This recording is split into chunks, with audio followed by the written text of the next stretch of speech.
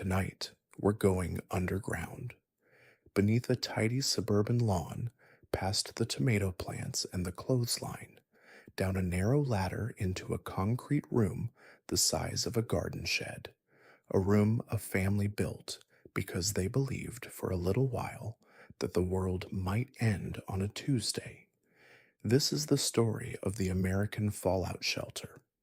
And here is the twist, right up front, because you deserve it before you drift off. Almost nobody ever actually lived in one.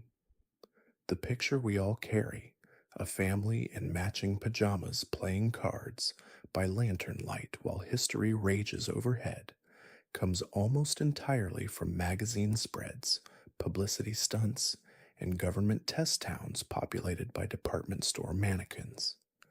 The real story is stranger, sadder, funnier, and far more human than the myth.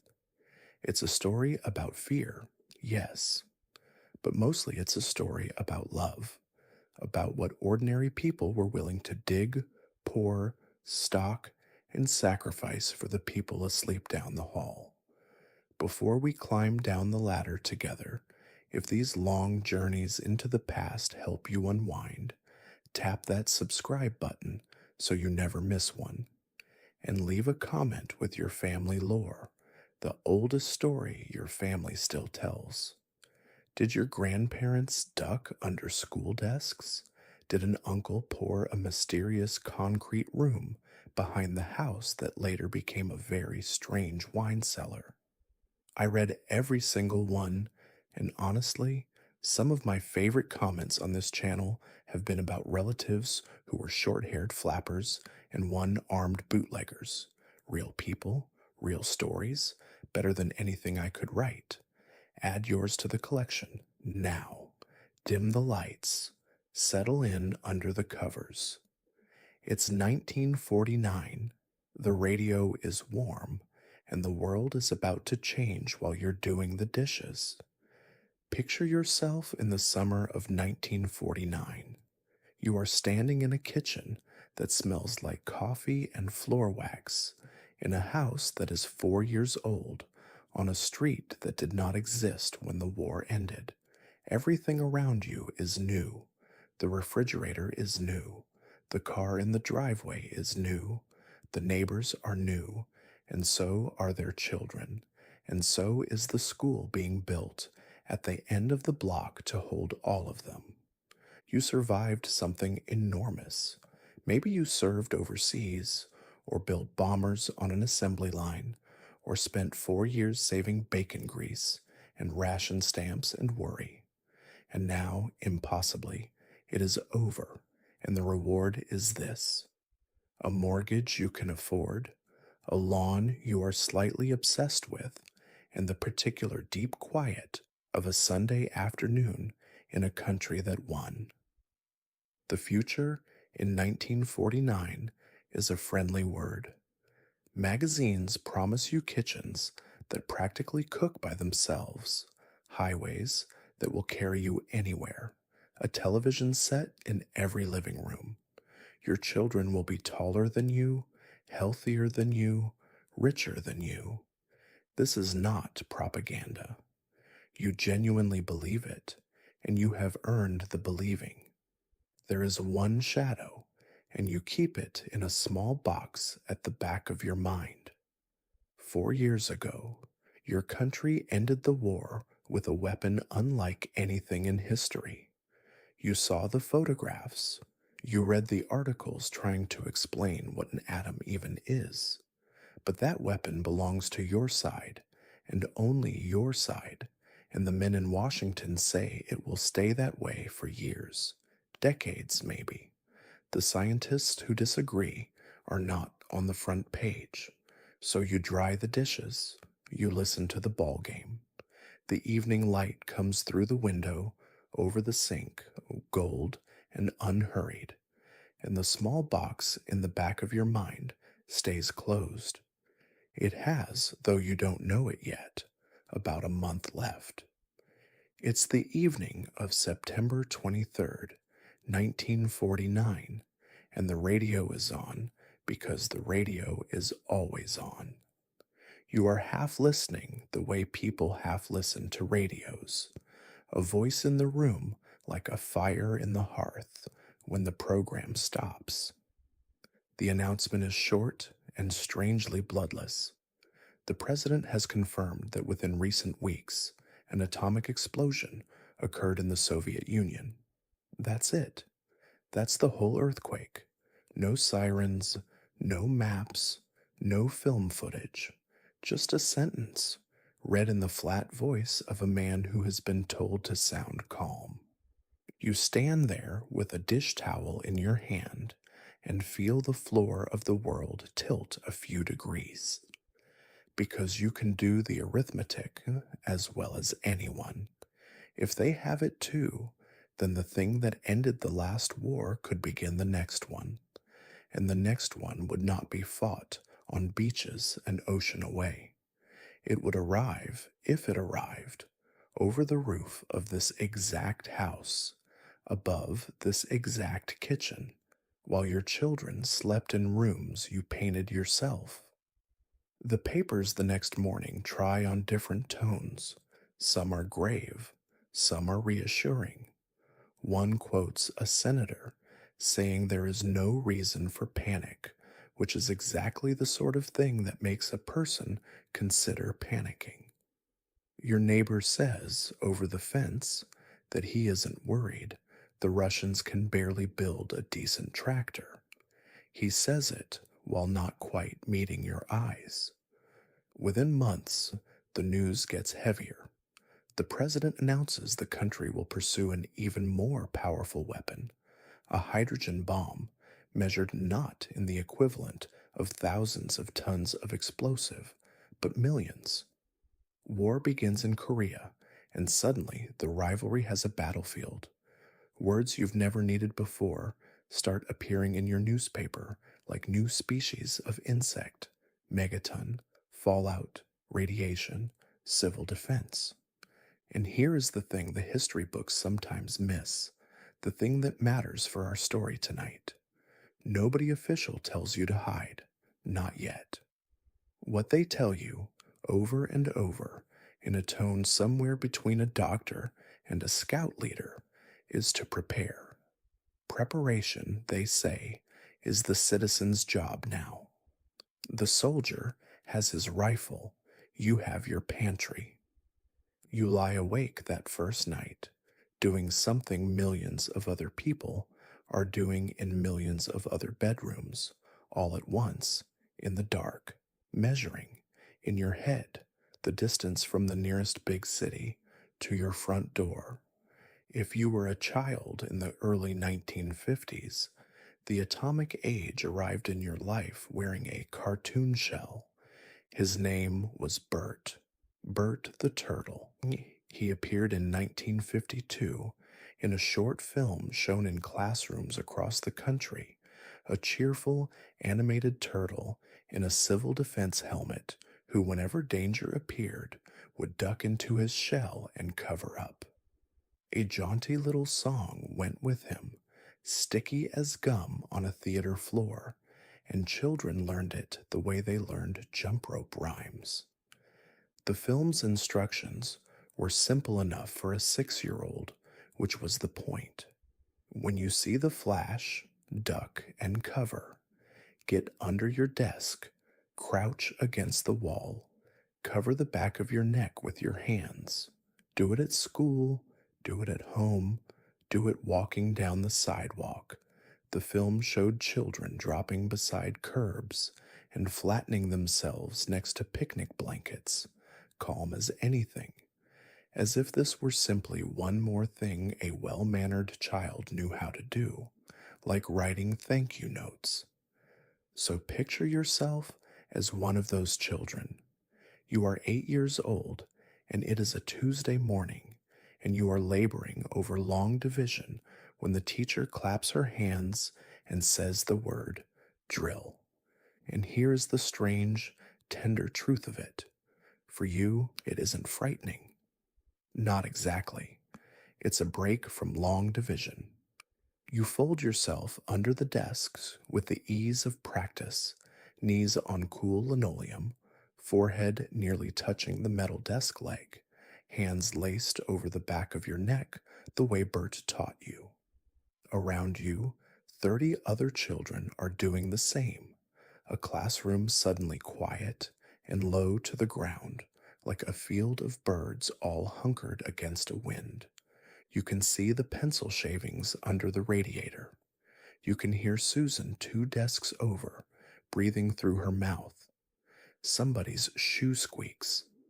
The teacher walks the rows, her heels ticking, saying good, good, elbows in, and for 90 seconds the whole room holds still, practicing for something none of you can actually picture. Then it's over. Everyone climbs back into their seats, a little flushed, a little giggly, and long division resumes as if nothing happened. Because as far as your 8-year-old heart is concerned, nothing did. The drill lives in the same mental drawer as fire drills and tornado drills, a grown-up ritual, faintly exciting, mostly boring. It's the grown-ups who feel the weight of it. Your teacher, who keeps her face carefully pleasant during every drill. Your mother, who signed a permission slip she read 3 times. Decades later, historians will argue about those drills, whether they protected children or simply taught a generation to associate school desks with the end of the world. The children themselves will grow up and remember it with a strange fondness they find hard to explain, the way people are fond of anything from when they were 8. But there was one piece of the school civil defense program that even the grown-ups had trouble putting a cheerful face on. We should talk about the tags. In 1952, New York City began issuing identification tags to its school children, small metal rectangles on a chain stamped with the child's name, the same kind of tags soldiers wore. Millions were ordered.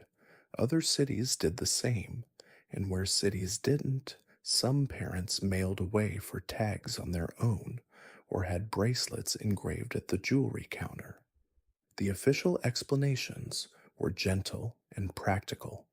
If families were separated in an emergency, the tags would help reunite them. If a child were injured and couldn't speak, the tags would say who she was. All true, all reasonable. And underneath the reasonable explanations sat a quieter purpose that parents understood without anyone saying it aloud, and that we can acknowledge here softly and with respect. The tags were also for the unthinkable. They were a way for a child to be known, no matter what. Hold that image for a moment, not with horror, but with the sorrow and tenderness it deserves. A mother in an apartment in Queens, fastening a little chain around her daughter's neck before school, tucking it under the collar, telling her it's just like what soldiers wear. Isn't that something? The daughter, delighted, because it is jewelry and it is hers.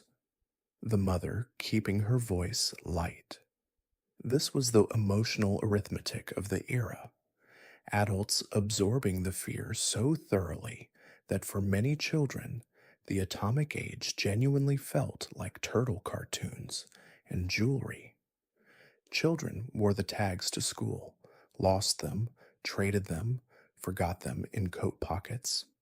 Some families kept them for decades.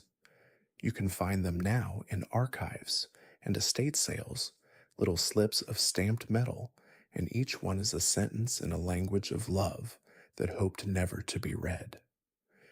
What the tags tell us, what all of it tells us, the drills and the films and the pamphlets, is how completely the fear had moved into everyday life by the early 50s.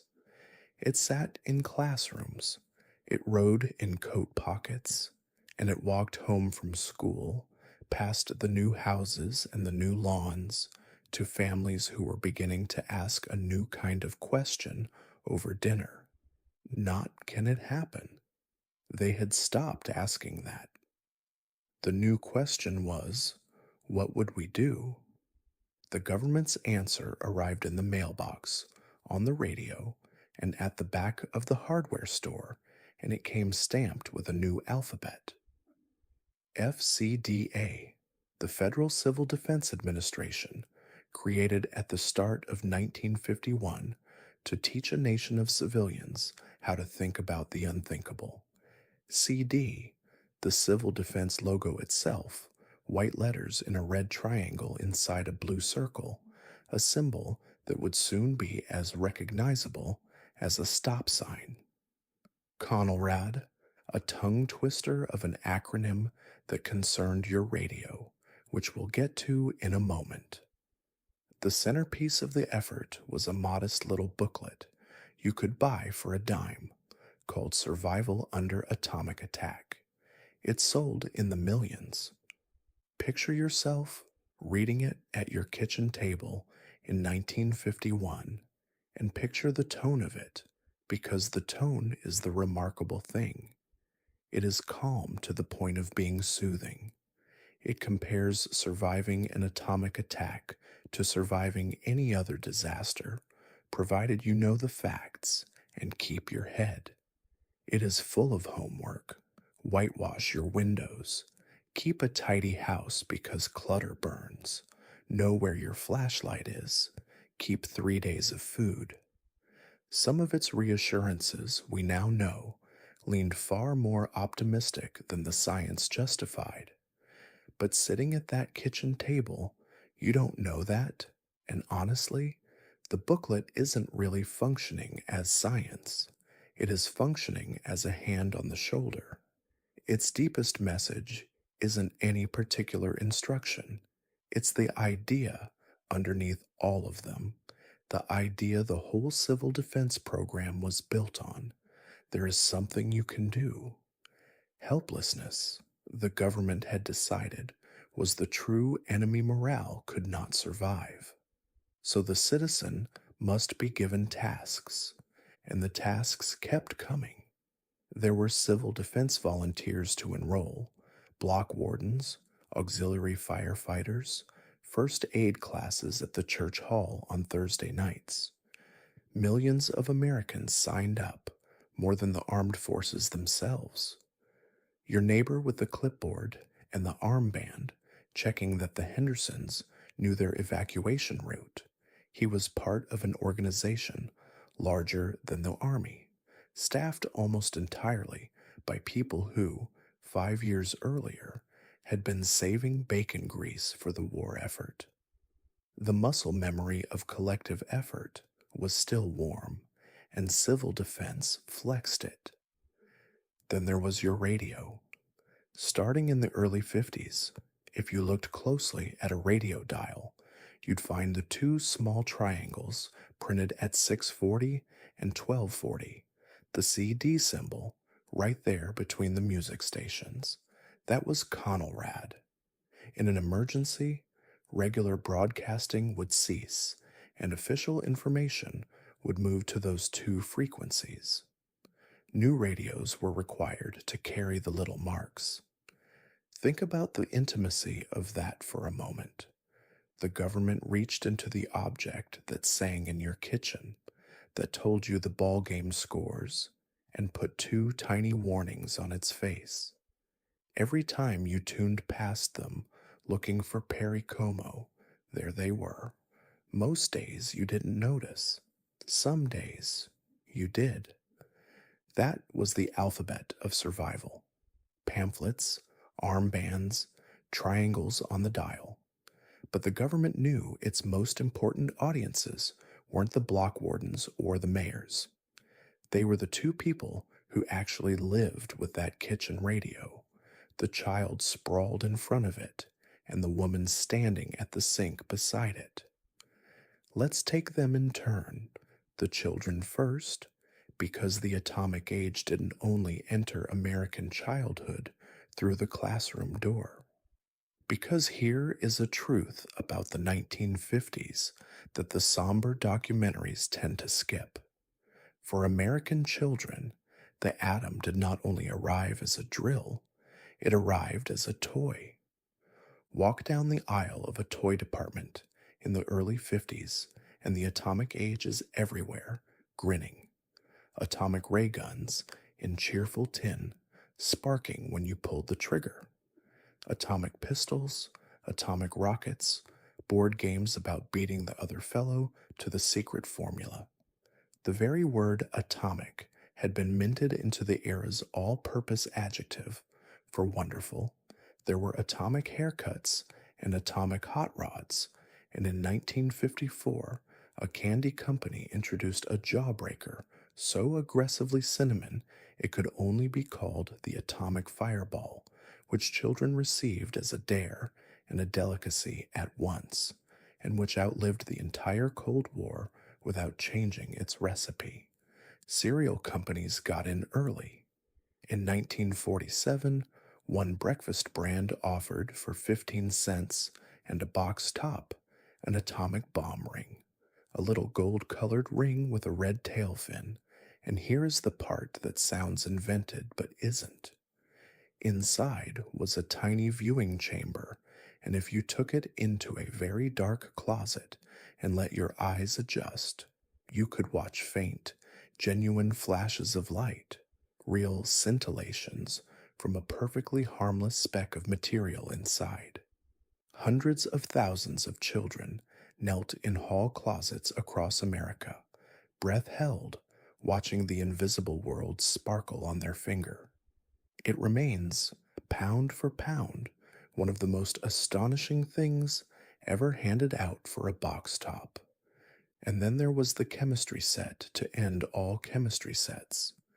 In 1950, the great toy maker A.C. Gilbert, the man behind the Erector set, released the Atomic Energy Lab, a handsome case containing a working Geiger counter, a cloud chamber where a child could watch particle trails bloom like tiny comets, and, this is true, small samples of actual low-level radioactive ore, thoughtfully labeled.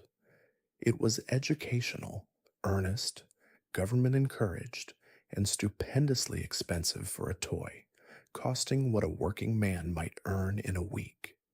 It flopped within a couple of years, and surviving sets now sit in museums where adults stand in front of them, making the same face you're probably making right now. The comics and matinees fed the same appetite. Atomic powered heroes, atomic detectives, and by mid decade, the great parade of atomic monsters, giant ants from the desert tests, awakened dinosaurs, 50-foot creatures of every persuasion, all of them the era's fear wearing a rubber suit so it could be safely rooted against from a theater seat with a nickel box of popcorn. Children consumed it all with total delight, sorting none of it into the drawer marked dread. And that's the riddle of the atomic childhood, the one the generation itself spent decades unpacking. The same 8-year-old who ducked under a desk on Tuesday spent Saturday in a dark closet, grinning at the sparkle of a bomb ring. Were they afraid? Ask them. The oral histories are full of the question, and the honest answers come back layered. Mostly no, they say. It was the water we swam in. And then, often, a pause and a smaller voice, except sometimes at night. A siren test heard from bed, a magazine left open on a coffee table, the particular quiet of parents listening to a news bulletin, and the child's flawless radar for that quiet. The fear lived in the house like a pilot light, invisible all day, and then some nights, blue and steady in the dark. What did it do to them, that upbringing? By their own accounting, less damage than you'd fear and more than you'd hope, which is how most childhoods audit. They grew up fluent in a strange dialect, half-lives and megatons alongside batting averages, and carried into adulthood a small, permanent hum, along with something else the era never intended to teach, a deep, early understanding that the grown-ups were improvising. Plenty of them, come the 60s, would act on that lesson in ways that made their parents' heads spin. But that's another night's episode, because while the children were in the closet watching the ring sparkle, civil defense had already gone looking for the other person who lived with that kitchen radio, their mother. And it came calling with a campaign built around her grandmother's kitchen. In 1955, the Federal Civil Defense Administration unveiled a campaign built around a single, brilliant, deeply strange sentence: Grandma's pantry was ready. Is your pantry ready in event of emergency? The posters showed an old-fashioned kitchen, the wood stove, the crockery, the shelves of home-canned peaches, and made a nostalgic argument. Your grandmother, in her day, could feed her family for a week without going to the store. Could you? Modern convenience, the campaign gently suggested, had made you soft.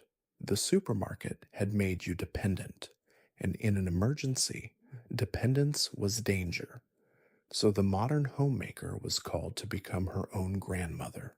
7 days of food, always on the shelf, rotated and ready. Picture yourself as that homemaker, because civil defense certainly did. You are 31 years old. You have a percolator and a Frigidaire and 2 children, and the government has just handed you a military assignment disguised as housekeeping. The pamphlets are explicit about it. In the atomic age, they say, the kitchen is a front line, and the woman who runs it is its commander. So you make lists: canned meat, canned vegetables, canned milk, crackers in tins, peanut butter, which the pamphlets adore because it keeps and children will actually eat it. Sugar, coffee. The pamphlets are realistic about coffee. A hand can opener because an electric world may not stay electric. Water in clean, stoppered bottles. A flashlight with fresh batteries. A first aid kit. A battery radio to catch those 2 little triangles on the dial. And here's what's easy to miss from our distance. For many women, this work wasn't experienced as hysteria. It was experienced as competence. The same skills the war had asked of them: stretch, store, substitute, make do, were being asked again, and there was a certain pride available in being the house on the block that was ready. Civil defense held pantry contests. Home economics classes taught shelter cookery. Women's magazines ran spreads on emergency shelves that were, in their way, aspirational.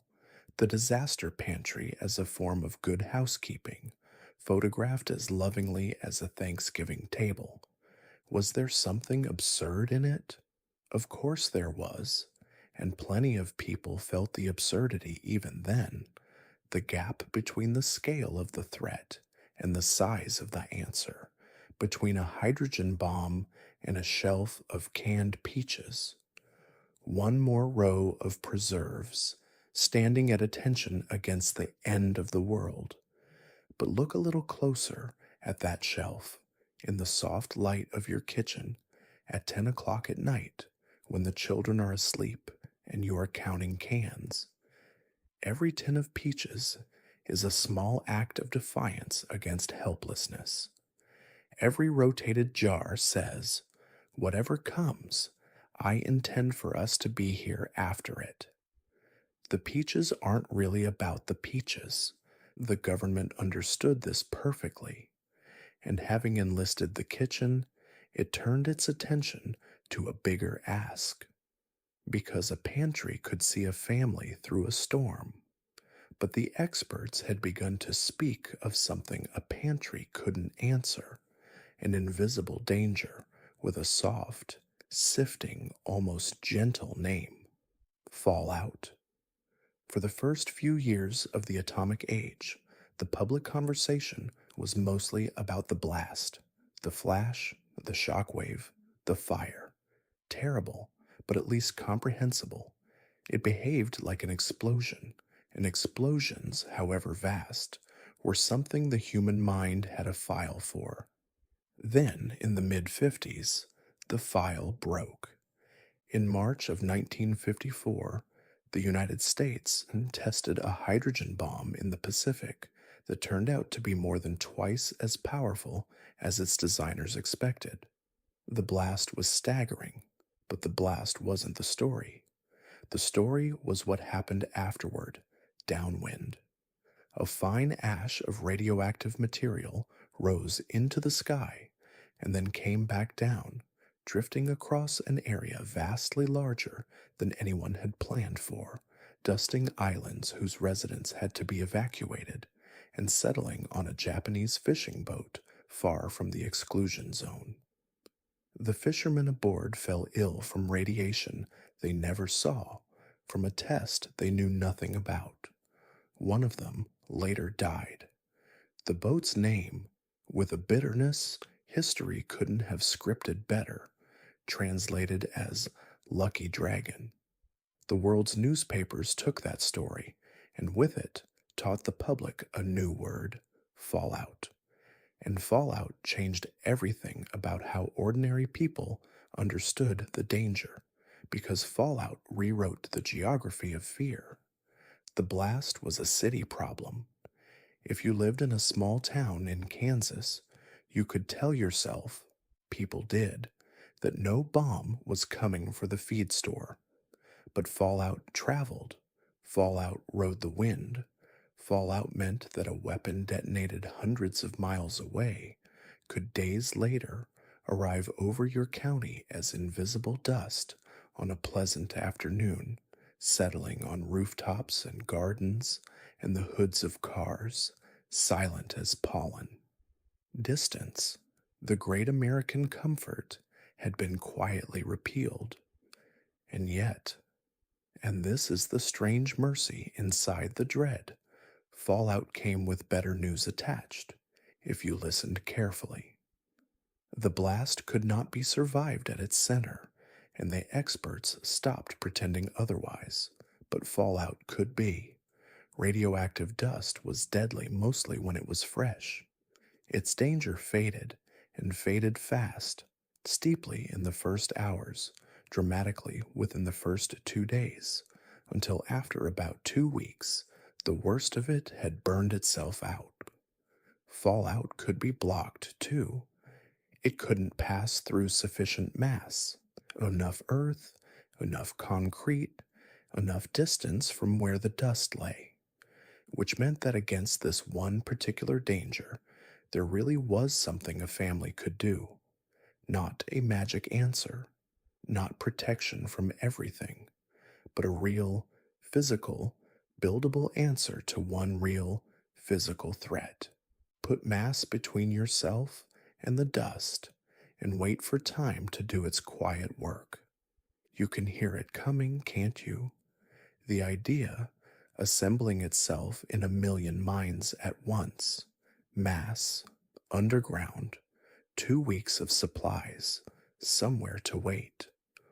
All across the country, men stood in their backyards with their hands in their pockets, looking at their lawns and thinking about digging.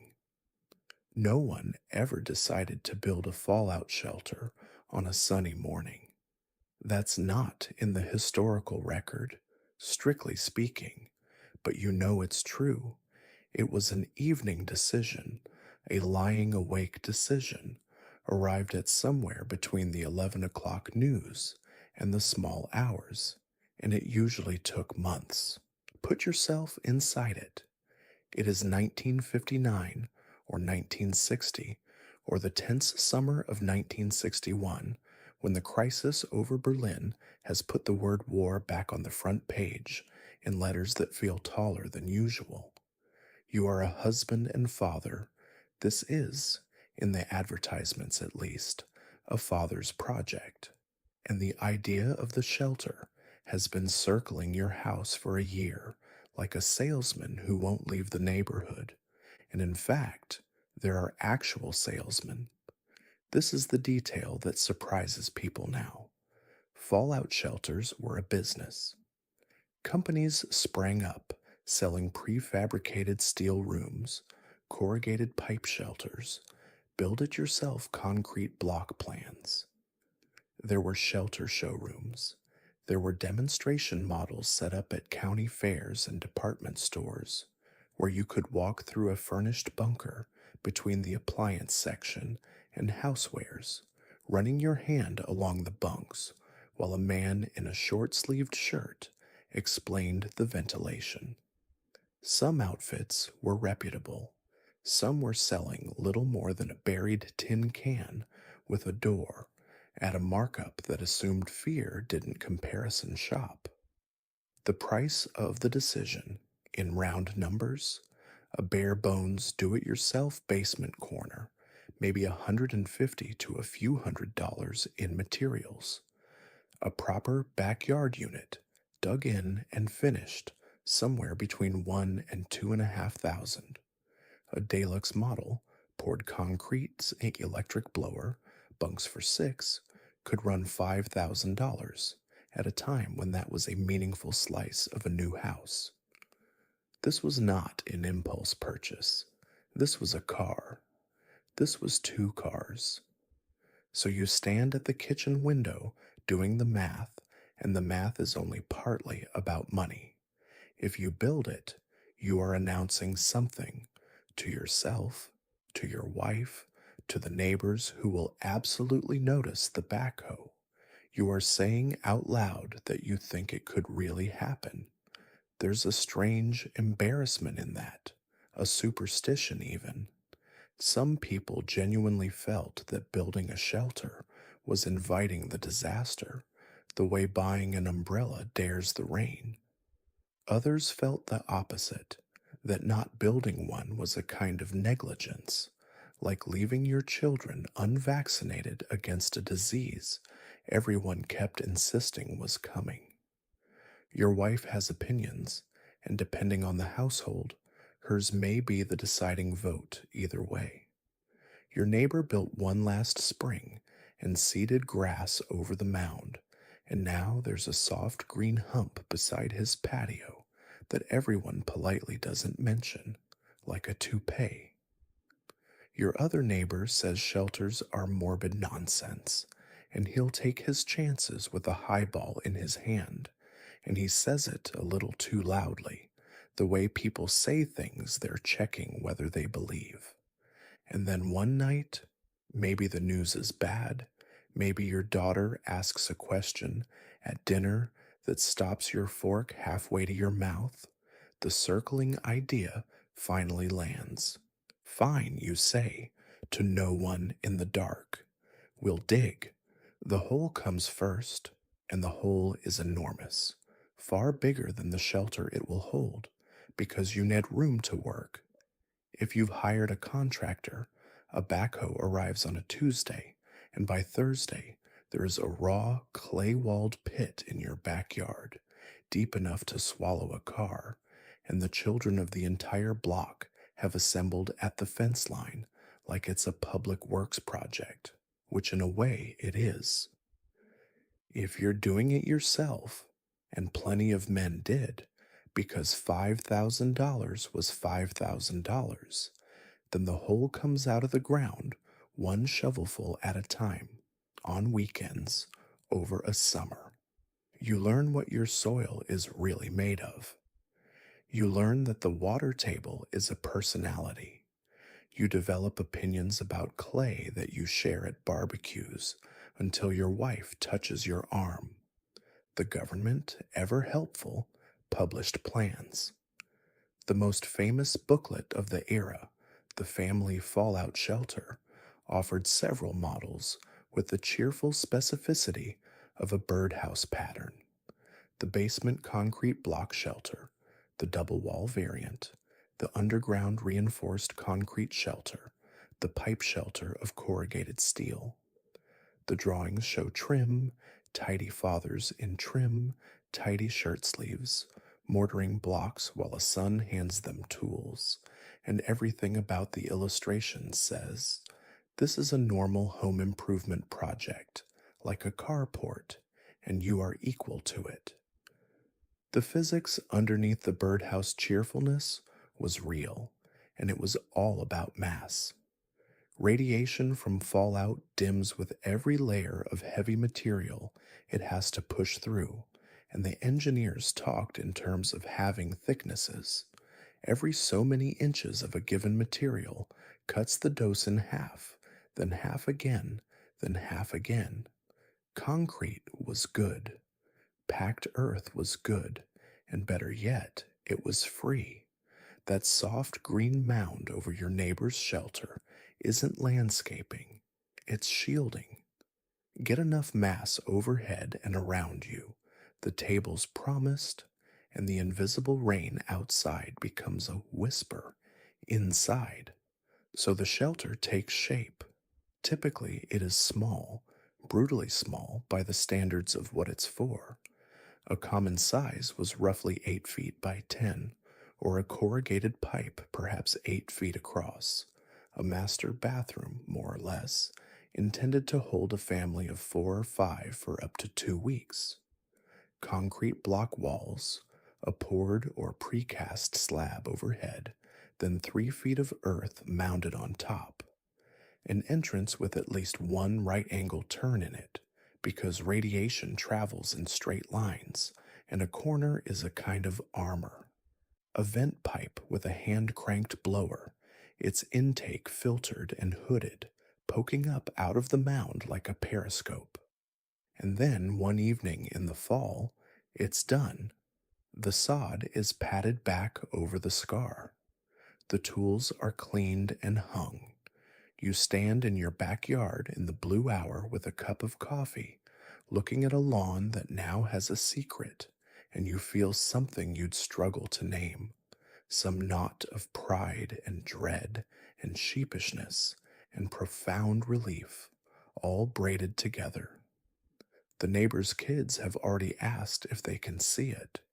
Everyone has already asked if they can see it.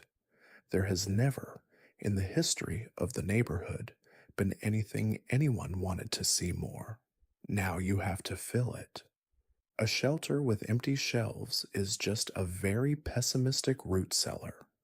The whole promise of the thing, 14 days underground, waiting out the invisible dust, depends on what you carry down the ladder beforehand. And so began in thousands of households one of the strangest domestic rituals of the century, provisioning a tiny ark that everyone hoped would never sail. Water first, because water is the tyrant of the math. The guidance of the era generally called for at least a quart per person per day just for drinking, and closer to a gallon if you wanted to wash anything, including yourself, ever. Multiplied by 5 people and 14 days, and you arrive at numbers that stop being a shopping list and start being cargo. Gallon jugs, lidded crocks, specially sold water drums lined up along a wall, filled, dated in grease pencil, and refreshed on a schedule because your wife runs this ARC's quartermaster corps, and she does not miss a rotation. Then the food, and the food is a portrait of the era's palate, under pressure. Canned everything: stew, corned beef hash, tuna, peas, fruit cocktail in heavy syrup. Sweetness mattered, morale-wise, and the pamphlets knew it. Crackers in sealed tins, peanut butter inevitably, instant coffee, powdered milk for the children, bouillon cubes, hard candy. Civil defense literature recommended foods that needed no cooking and little water, could be eaten straight from the can, and wouldn't punish you for storing them 3 years. Taste ran a distant fourth, and everyone knew it, and there was something almost comforting in that honesty. And then the rest of the manifest, item by strange item. A first aid kit fat enough for 2 weeks. A battery radio. The whole point of surviving was to hear the outside world tell you when you could rejoin it. With spare batteries stored separately, learned the hard way. Flashlights and a lantern. A chemical toilet, or more commonly, a sturdy metal pail with a tight lid and a case of plastic liners, about which the pamphlets were briskly unsentimental, and about which we will also have to be, later, because it is half the real story of shelter life. Soap, bleach, toothbrushes, a shovel, and pry bar in case the way out needed persuading. Heavy gloves, a deck of cards, board games, paper and pencils, a Bible or whatever book your family would want if it could only have a few. Read old shelter inventories today. Some survive, penciled inside cabinet doors, and they read like poems about a family. Baby aspirin, crossword books, grandpa's extra glasses, a jar of hard butterscotch because Susan won't eat the lemon ones.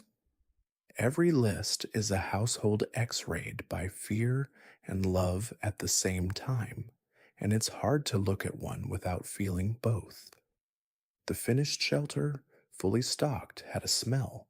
Everyone who remembers one mentions the smell. Concrete damp, canned goods, kerosene, cardboard, cold earth. Not a bad smell exactly. The smell of a basement that means business. And for most families, this is where the story of the shelter plateaued, stocked, swept, waiting. A room under the lawn that the children were forbidden to play in and absolutely played in. But the government wasn't done rehearsing, because while families practiced in private, entire cities were about to practice in public. Once a year through the mid and late 50s, the United States pretended on purpose that the worst was happening. The exercise was called Operation Alert, and for one strange day each year, the country's great cities rehearsed their own darkest hour, the way a theater company rehearses a play nobody wants to open. Picture New York on one of those afternoons in the mid-50s. At the appointed hour, the sirens begin, that long climbing wail that even now, decades later, raises the hair on the arms of people who only know it from movies. In Manhattan, the least stoppable object in the Western Hemisphere stops. Traffic pulls over and switches off. Buses empty. Millions of pedestrians file into subway stations, office basements, designated buildings, herded by wardens and armbands with a politeness that would astonish anyone who has seen New Yorkers contest a taxi. Within minutes, the loudest streets on earth stand silent under the June sun. Shop doors open, coffee cooling on lunch counters, a city holding its breath like a diver. For 10 or 15 minutes, there is almost no one visible in Times Square. Photographs from those drills remain some of the eeriest images of the era. The crossroads of the world, empty at midday, one lone civil defense warden standing in the intersection like the last man in a dream. Officially, the drills were a success and were reported as such, with estimated casualty figures from the pretend attack read out in press conferences, millions dead, on paper, in an afternoon followed by lunch, the surreal bookkeeping of the age. But the drills also cracked in small human ways, and the cracks are the best part of the record. Plenty of people simply kept their seats in automats and parks, gambling that no warden would bother. And in New York, a small circle of pacifists refused outright on principle in public. Among them was a woman named Dorothy Day, of the Catholic worker movement, who sat on a park bench with a handful of companions while the sirens sang and was arrested for it, not once but year after year, each June with an almost liturgical regularity. Her argument was simple and stubborn. The drill was a rehearsal not of survival, but of acceptance, and she declined to rehearse. The judges fined her. One year, a judge, visibly weary of the whole pageant, gave the group suspended sentences and something close to a compliment.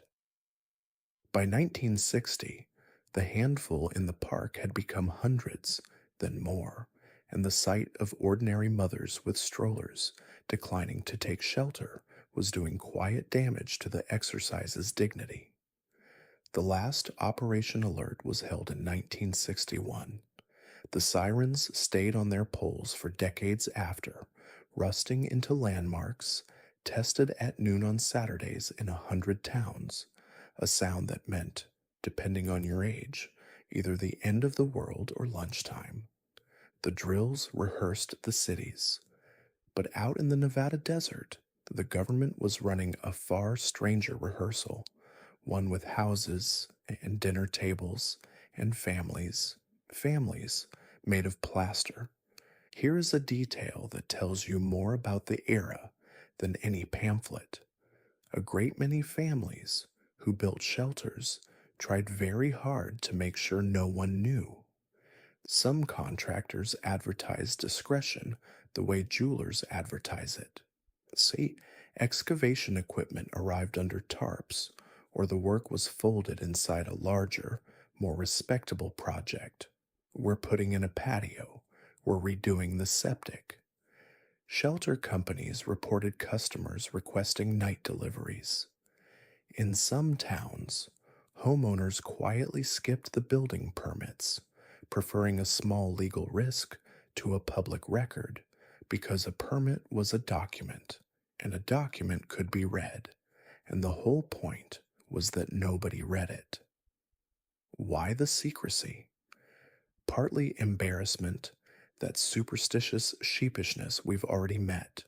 Nobody wanted to be the block's designated doomsayer, the man whose lawn had an opinion about the future. But mostly it was a colder calculation, and people said it out loud, in surveys and letters and over back fences. If the day ever comes, the shelter holds 5, and I know more than 5 people. Sit with that arithmetic for a moment, because the entire neighborhood was sitting with it. A shelter was sized for a family, its bunks, its water, its air. It could not be sized for a street, and so every stocked shelter contained, folded in among the blankets and the fruit cocktail, an unspoken guest list, and the list was short, and everyone not on it lived within 100 yards. The friendliest cul-de-sac in America suddenly had a question mark buried under one of its lawns. Children, of course, made secrecy hopeless. A backyard shelter was the single most interesting object in any child's world, and children are broadcasting stations. Fathers swore sons to silence, and the silence lasted until recess. Neighbors knew. Neighbors always knew. What the secrecy actually produced wasn't ignorance, but a strange politeness.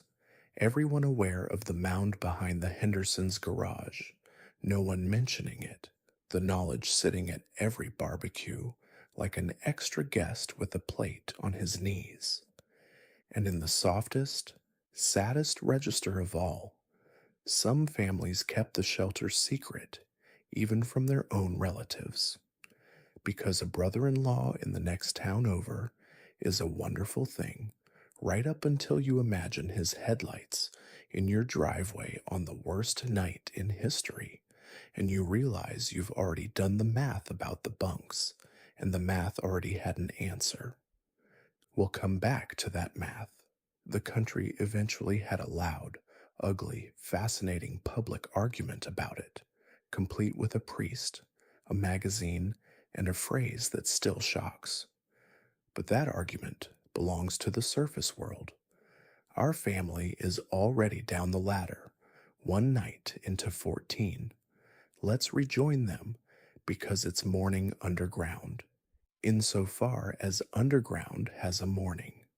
65 miles northwest of Las Vegas, on a dry lake bed called Yucca Flat, the government built an American town whose only purpose was to be destroyed.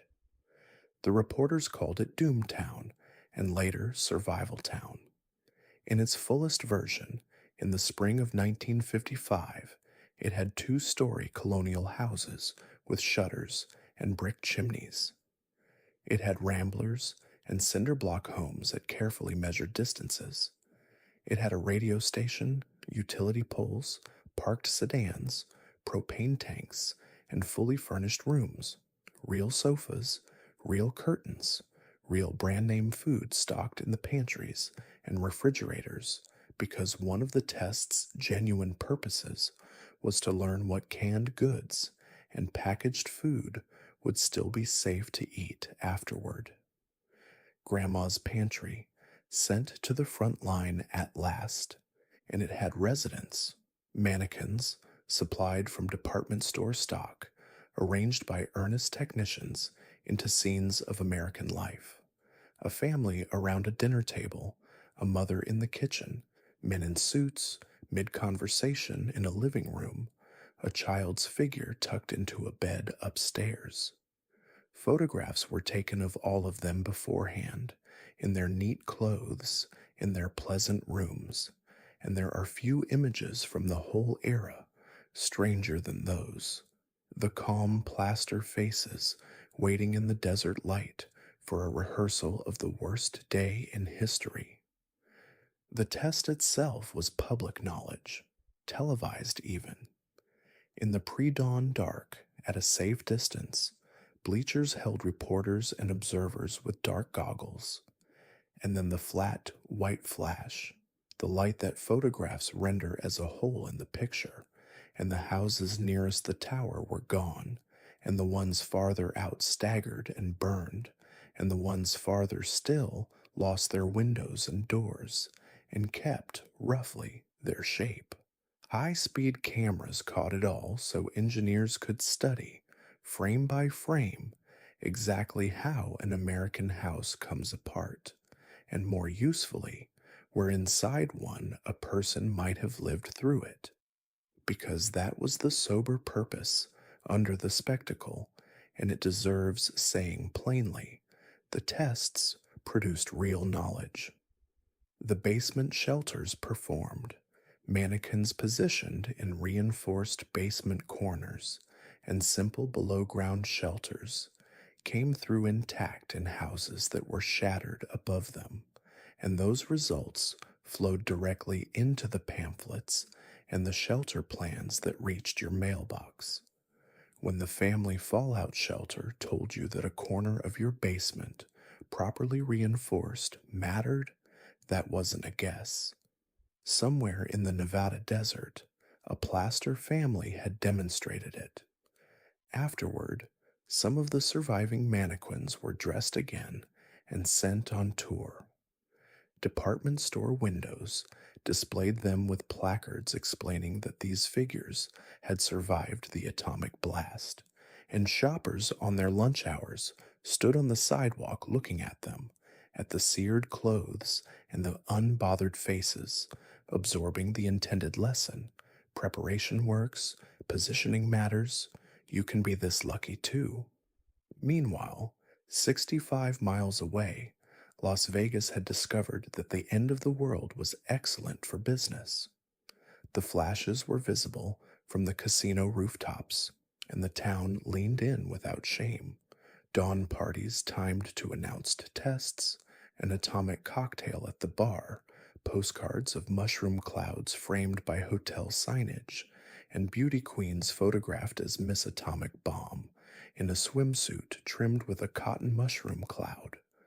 Tourists genuinely came for it. It sounds unimaginable now, and it was completely real. The American genius, for turning absolutely anything into an attraction, running at full throttle at the edge of the test range. Hold those two images side by side because together they are the whole era in one frame. The Plaster family at the dinner table, waiting in the dark. And 65 miles away, a rooftop full of people in evening clothes, drinks raised toward the desert, waiting for the same flash. We've now built the shelter, stocked it, rehearsed the cities, and tested the plans on families of plaster. It's time to do the thing the entire decade was pointing toward. It's time to go down the ladder and stay there. Let's be clear about what we're doing in these next sections, because your host deals honestly or not at all. Vanishingly few American families ever rode out to real emergency in a home fallout shelter. What we know about life inside comes from the trial runs, families who volunteered to test shelters for civil defense studies, publicity stays, university experiments with paid subjects, and the government's own research into how people hold up in small sealed rooms. From all of that, a remarkably consistent picture emerges of what those 14 days were actually like to live. So tonight, we take the picture and step inside it. It's an exercise the era itself performed constantly. Every family with a shelter had rehearsed this in their heads 100 times. Now it's our turn.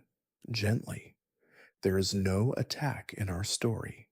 There is only the shelter and the practice and the strange, deep quiet of it. Call it what the volunteers called it, a shelter stay. It begins at the hatch. You go down the ladder one at a time, children first, into air that is 10 degrees cooler and smells of concrete and canned goods.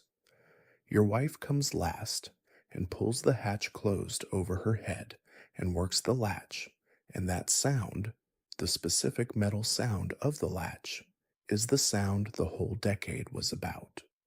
Volunteers who did trial stays mentioned it again and again. Not fear exactly, a punctuation mark. The world divided cleanly into out there and in here, with a click. The first hour is almost festive. It was for the trial families anyway, and it would be for yours. The children claim bunks with the seriousness of homesteaders. The lantern gets lit, and lantern light is flattering to concrete, warm and moving. Everyone speaks slightly too loudly, the way people do in a new echo. There's an inventory to check, and checking it feels good. Rows of cans, drums of water, the radio's dial glowing at 640, right on the little triangle, playing the calm official nothing of a drill day. Dinner the first night is the best meal you'll have down here, because novelty is a seasoning. Stew, warmed over canned heat, eaten from tin plates on laps. Fruit cocktail after, the cherry negotiated by treaty. Your youngest announces this is like camping, and everyone agrees a little too quickly and holds on to the word with both hands. Camping. Yes, that's what this is. Then comes the moment every trial account records, in one form or another. The dishes are wiped, the children are bedded down in the bunks, the lantern is turned low, and the adults sit up a while in the almost dark, listening. And there is nothing to listen to. That's the discovery of the first night. The silence underground isn't the silence of a quiet house, which is really 100 small sounds. It's total. No traffic, no wind, no house settling, no dog 3 yards over, just the blood in your own ears, and if someone cranks it, the soft whir of the ventilator pulling the ordinary night down the pipe to you. You check the latch one more time, though you know it's latched. Everyone always checked the latch one more time. Day one is over. 13 to go. And tomorrow, the novelty starts to wear, which is where the real story of shelter life begins. Before we go deeper, and it does go deeper, and stranger, and more human, here's tonight's question for you down in the comments. Did your family have a shelter, a stocked basement corner, a grandma's pantry? Were you or your parents the kids doing duck and cover under those desks? I'd truly love to know how far this story reaches into your own family's past. Leave it in the comments, and if you're still awake, let's climb down into day two. You wake on the second morning, and the first fact of shelter life is waiting for you. There is no morning, no window pails, no birds start up, no light changes. The lantern makes the same small noon it made at midnight. Your watch says 6:40, and your watch is now, officially, the only sunrise you have. The trial families all discovered this within a day, and they all responded the same way, because human beings are wonderfully predictable in the dark. They built time by hand. A schedule went up, penciled on the wall or chalked on the back of the hatch, and the schedule was treated with a reverence normally reserved for Scripture. Breakfast at 7, tidy the shelter at 8, radio check on the hour, lessons for the children at 9, because the mothers of the era were not going to let the end of the world interfere with arithmetic. Lunch at noon sharp, quiet hour after, cards at 7, lights low at 9. None of these times mean anything, you understand. There is no 7 o'clock underground. But that's precisely why the schedule matters. The researchers who studied shelter said so in their sober reports, and the families said it more plainly. Structure wasn't decoration, it was oxygen for the mind. A day with a shape can be gotten through. A day without one is just darkness with meals in it. So you invent ceremonies, and quickly. The radio check becomes a ritual with assigned roles. One child holds the flashlight on the dial. The other logs the time in a notebook, gravely like a ship's officer. Winding the clock becomes father's job, performed with comic solemnity. The trial stays are full of this. Families reaching almost immediately for ritual, for small offices and titles and appointed hours, building a tiny civilization out of habits because habits were the only building material on the shelves. Meanwhile, the shelter itself begins teaching its lessons. By day 2, you have learned the geography of a room the size of a bathroom holding 5 people, that there is exactly one spot where 2 adults can pass without turning sideways, and everyone now uses it with silent choreography, that the bottom bunk belongs to whoever complained best. That sound has no privacy here. Every cough, every sigh, every page turning is community property. And the temperature. Nobody warned you properly about the temperature. Concrete underground starts cool, but 5 bodies, a lantern, and a cook stove are a furnace in a sealed thermos, and by the second evening, the air is thick and close and smells like people. The hand-cranked ventilator goes from novelty to necessity. Somebody is always cranking now, a few minutes every hour, pulling the cool secret night down the pipe. The children fight over the crank on day 2. Hold that detail. By day 6, they will fight over not doing it. Day 2 ends the way day 1 did, with the lantern low and the latch checked. But something has shifted, and everyone feels it without saying it. The camping trip is over. This is not camping. This is a job now. A strange, small, 14-day job. And like every job, it has departments no one wants to run. It's time to talk about the pail.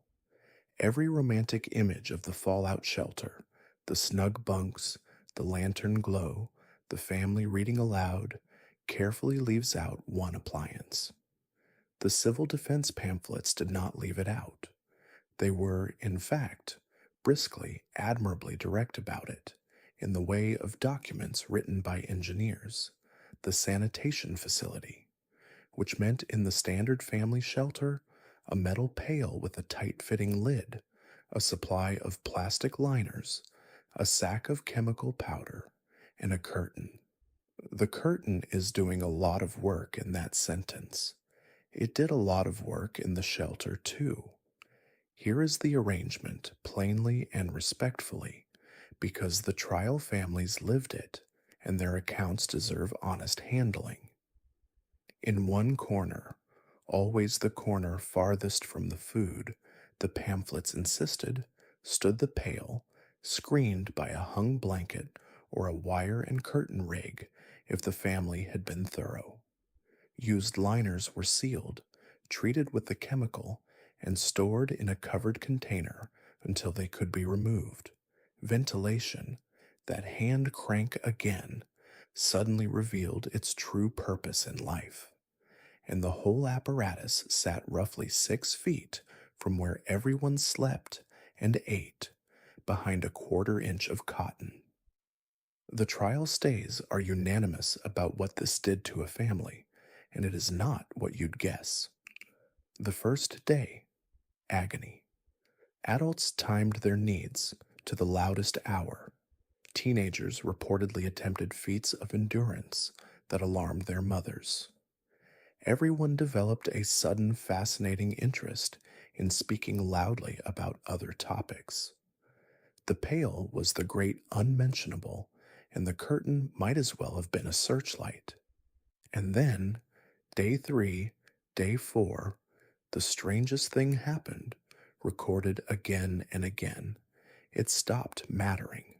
Not entirely, never entirely, but the mortification burned itself out, the way it does in hospitals and barracks and every other place where human dignity has to renegotiate its terms with a small room.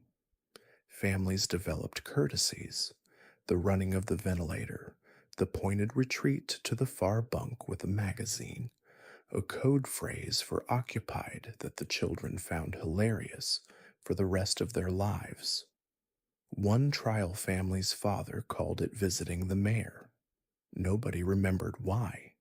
It didn't need a why. Wash-up worked the same negotiation. A basin, a cup of water, a cloth, a whole bath's worth of ambition compressed into a pint. Hair when unwashed, and everyone's did, which turned out to be the secret. Squalor shared evenly is barely squalor at all. By the end of the first week, the trial families reported cleanliness had been redefined by unanimous silent vote, and the new definition was achievable, and morale was better for it, which points at the real finding buried in all those clinical shelter studies, the finding that has nothing to do with plumbing. The shelter stripped a family of every screen and buffer that a house provides, separate rooms, closed doors, the merciful ability to be elsewhere. What was left, behind the one curtain, was total exposure to each other, and most families, not all, but most, turned out to be surprisingly good at it. They built the etiquette they needed in about 72 hours, out of nothing, the way shipwrecked sailors build shelter. The pail did not defeat them. The menu, however, would come closer. On the first night, canned stew is an adventure. On the 4th night, it is dinner. On the 9th night, a trial stay volunteer wrote in his log, with the flat eloquence of a man at the end of something, the stew again, Food underground turned out to be the single most reliable measure of morale, and the researchers knew it, and the families knew it faster. It wasn't hunger.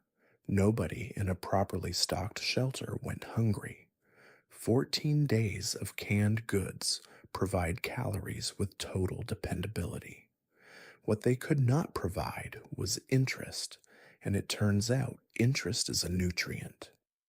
Consider what eating actually was up in the world you left. Meals were the punctuation of the day, the smell of something browning, the choice between this and that, the sizzle, the seasoning, the plate arriving hot. Underground, all of it collapsed into a single repeated act. Open a can, warm it or don't, distribute it, wipe the plates with a damp cloth, because dishwater is drinking water you'll want later. The stove was a can of jellied fuel under a folding stand. The kitchen was a shelf. The variety was whatever the ark had boarded, and by day 5 you knew the whole roster by heart and had opinions about every member. So the families, resourceful as ever, turned meals into theater. Menus were announced with false grandeur. Tonight the chef proposes the hash. Combinations were invented, some regrettable, all celebrated. The canned fruit, that heavy sweet syrup the pamphlets had so wisely required, was rationed into an event, a dessert economy with its own politics, the cherry from the fruit cocktail becoming a currency traded between children for chores and favors, and once, in one trial family's log, for the entire rights to the top bunk. Coffee held the adults together, instant and terrible and utterly non-negotiable, brewed with water measured out like communion. And the pamphlet's one stroke of genius revealed itself by the end of the first week: the candy. Every stocking list had insisted on hard candy, and every family learned why.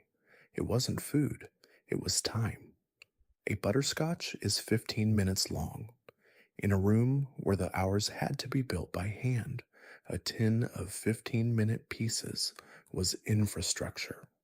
Water sat underneath every calculation, the quiet arithmetic of the whole stay.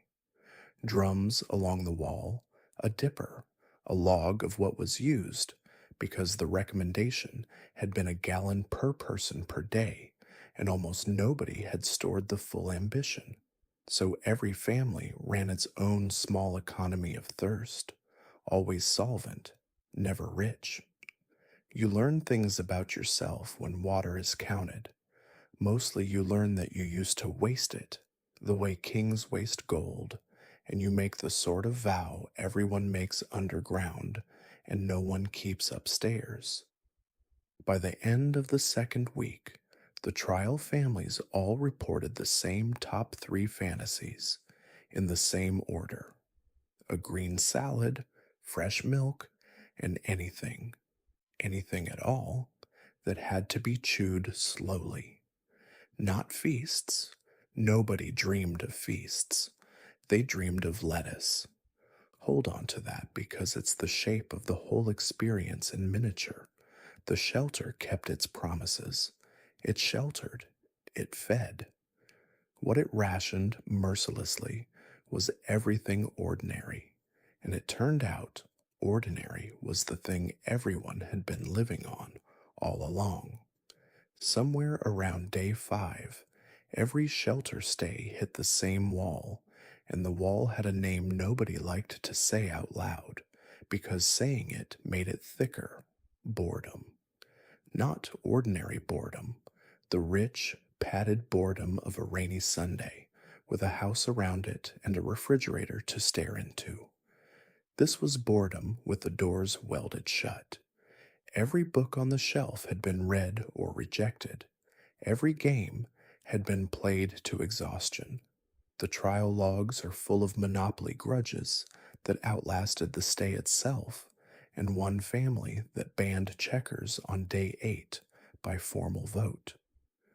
The deck of cards grew soft at the corners. The children had memorized the ceiling. The researchers studying those stays gave it clinical names and measured it with questionnaires, but the families described it better. Time got thick, one mother wrote. The hours developed a texture, an actual drag you could feel, especially the stretch between lunch and dinner, which every single account identifies as the desert of the day, that long, flat middle where the schedule sagged and the lantern hummed and somebody's foot would not stop tapping. And inside that thickened time, the small things grew. This is the honest heart of every shelter study ever run. The danger underground was never panic. Panic needs an emergency, and the shelter was the opposite of an emergency. It was safety administered in maximum concentration for 14 days.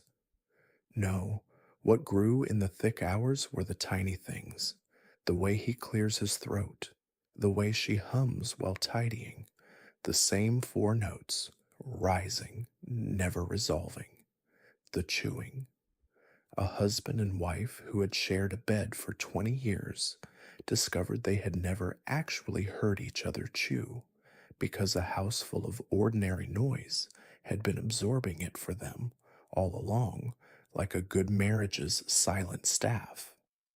The families that did best, and the studies genuinely tracked this, were the ones that got ahead of the small things with rules.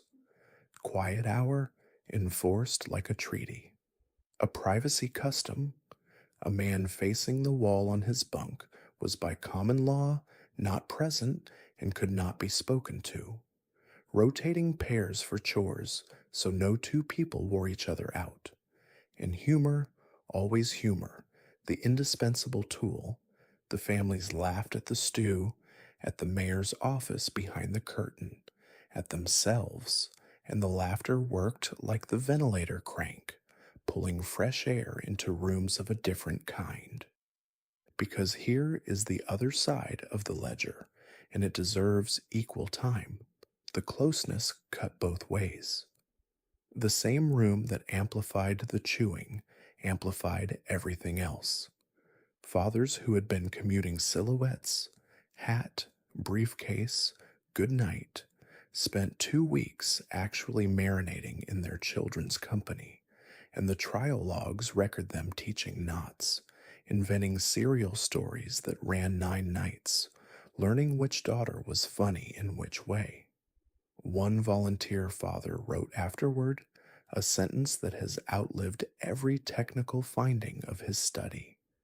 I have spent more time with my son in 2 weeks than in the previous 2 years, and I am ashamed how much of it I needed a bomb scare to schedule.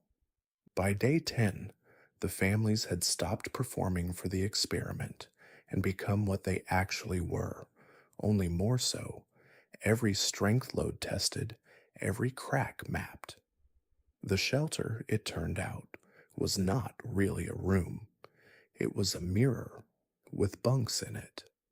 And at night, when the mirror finally went dark, the shelter had one more thing to teach about darkness itself. Underground night was a decision, not an event. At some agreed hour, the lantern went out, and what replaced it was a darkness most modern people have never met. Total, textureless, the same with your eyes open or closed. City people in the trial stays wrote about it with awe.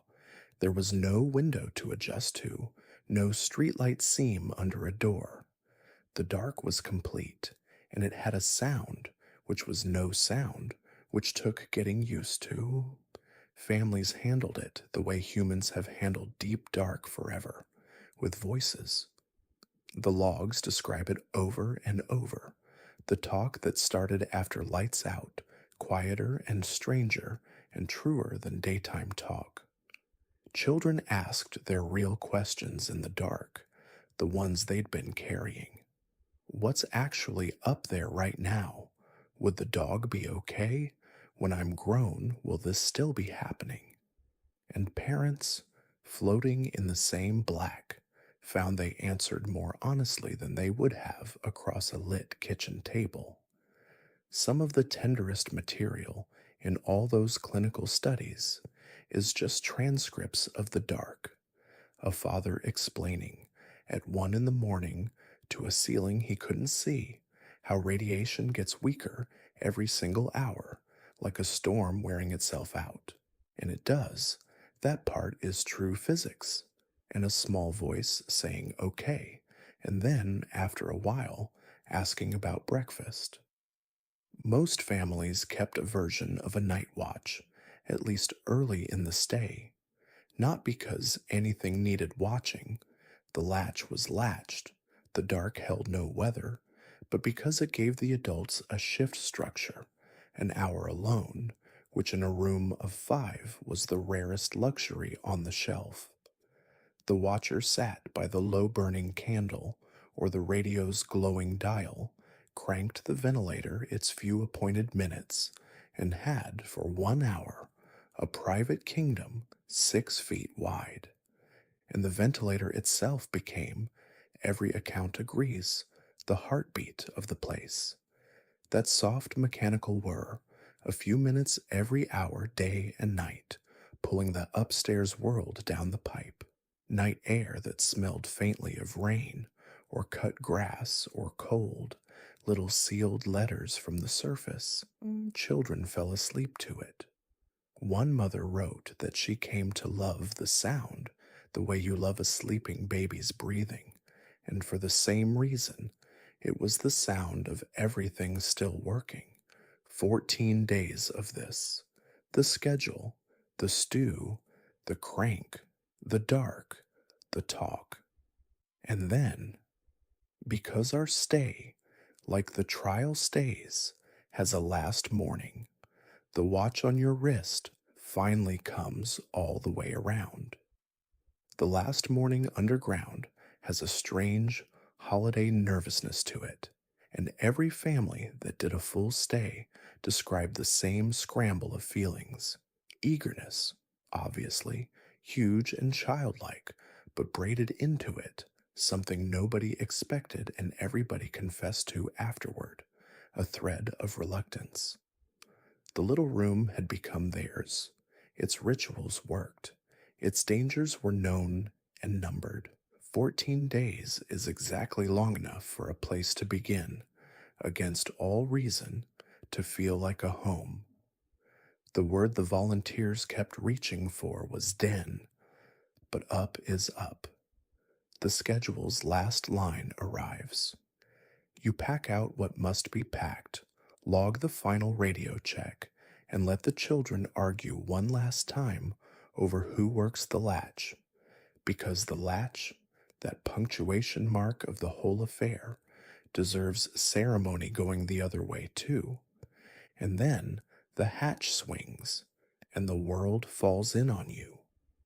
Light first, even gray daylight after 14 days of lantern glow, arrives like a cymbal crash, and everyone stands on the ladder blinking and laughing. Then the air, which you had forgotten, was a substance with flavors: grass, dirt, distance, weather. Then the sound, not silence, never silence, you know better now, the enormous ordinary orchestra of a backyard, leaves, a far-off car, a screen door 2 houses over, birds absolutely everywhere. How had you never once heard how many birds there were? The trial family's logs from emergence day read like people describing a mild, benevolent drunkenness. Colors too bright. Lawn underfoot absurdly soft. The house, the plain old house, looking, one father wrote, like a palace somebody had left unlocked. The children ran. Every account, the children simply ran, in loops, for no reason, like dogs let off a leash, and the parents stood on the grass over the mound and watched them and felt their chests do complicated things. And that evening, in kitchens across those trial programs, Families sat down to the meal they had spent 2 weeks composing out loud. The salad, the fresh milk, the bread with a crust that fought back, and ate it slowly and tasted all of it, and understood that they had been given, by a concrete room, the strangest gift of the entire atomic age. 2 weeks that made the ordinary world impossible to ignore ever again. That was the shelter stay, as honestly as the record lets us reconstruct it. But while our family was down the ladder, the country upstairs was having a very different conversation about those shelters. A louder one, an uglier one, and it's time we heard it. Because in the autumn of 1961, America opened its newspapers and found itself debating a question no one had ever expected to see in print. When the sirens sound, may you turn your neighbor away from your door? The argument had been buried in every backyard all along. We saw it when we talked about the secrecy, that unspoken guest list folded in with the blankets. In the tense autumn of 1961, with Berlin on the front pages and shelter sales booming, the argument finally came up the ladder and into the open. And of all the people who might have carried it there, it was carried by a priest. His name was Father L. C. McHugh, a Jesuit, and that September he published an essay in a respected Catholic magazine addressing what he called the ethics at the shelter doorway. The question was as stark as a knock in the night. If your shelter holds your family and no more, and the emergency comes and others arrive at your hatch, may you refuse them? May you, if it comes to it, defend the door? And Father McHugh answered carefully, with citations and centuries of moral reasoning behind him. Yes, a man's first duty was to the lives already in his charge. A shelter built for 5 and holding 10 protects no one. The arithmetic of air and water is not suspended by compassion. To defend your family's refuge, he argued, even by force, could be morally permissible. The reaction was volcanic. Fellow clergy answered in sermons and letters. One Episcopal bishop's reply became nearly as famous as the essay itself, thundering that if someone wished to justify shooting a neighbor at a shelter door, he should at least not call it Christian. Newspapers, which had already been running man on the street pieces, in which suburban fathers calmly discussed defending their hatches, one Texas man's blunt promises to a reporter had helped kick the whole storm off, now had a theological fight to cover, and they covered it with relish. A national magazine headline distilled the entire affair into 3 words that still land like a slap. Gun thy neighbor? Underneath the headlines, something genuinely important was happening. The country was discovering, in public, what the shelter program had been quietly implying all along. Every private shelter drew a circle, and the circle was the size of one family, and everyone outside it was, what exactly? The program had never said. Now everyone was saying it at once, at dinner tables and pulpits and PTA meetings, and a lot of people did not like the sound of their own answers. Some families, to their lasting credit, responded by redrawing the circle, building bigger, stocking extra, quietly deciding the Hendersons were in and telling them so. Some towns began talking seriously about community shelters, precisely because the private math was so ugly. And some people concluded the entire premise was rotten, that any plan requiring you to rehearse turning away your neighbors was not a survival plan at all, but a rehearsal of something worse, and washed their hands of shelters entirely. Here in the dark, Decades later, we don't have to referee it.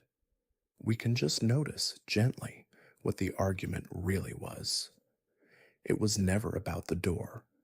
It was America asking itself, out loud, under pressure, the oldest question in the book: who counts as us? And the most honest thing history can report is that the country heard its own first answer and flinched. The shelter debate at its darkest then. But this era refused to stay dark for long. It kept swerving into the absurd, the theatrical, the unbelievable but true.